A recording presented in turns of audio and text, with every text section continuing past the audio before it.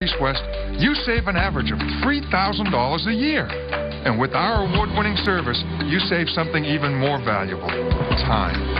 So give us a call at 1-800-EAST-WEST. Today's weather on Fox Connecticut is brought to you by Hoffman Nissan, driven by trust. 8:40, we're continuing our coverage of that violent shooting at the Hospital for Special Care in New Britain.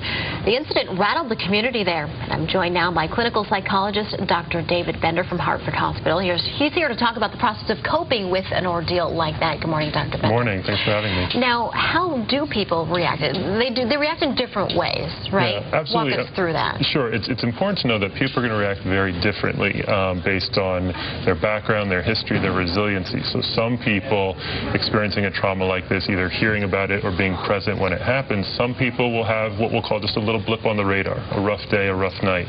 Other people, the signs will be more subtle that they're having difficulties, more irritability, more difficulties with significant others, for example. And then it can run the spectrum all the way up to having night terrors and flashbacks of the event and what we call kind of symptoms of PTSD.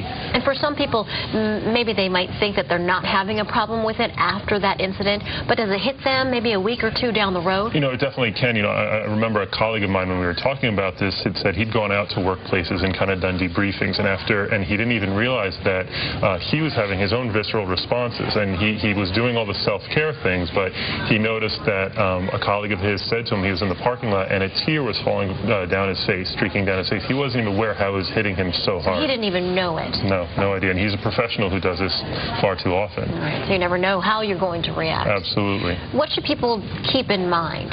Well, the first thing I talk about is as quickly as we can, as anyone can, we like to apply what's called psychological first aid. Very simple things for taking care of the self. That could be things as simple as drinking water, exercising, massage, anything that's kind of fun and good self-care, but also maintaining their regular routines as best as they can. And of course, having loved ones around them with whom they can talk about the incident. That's kind of the very simple psychological first aid.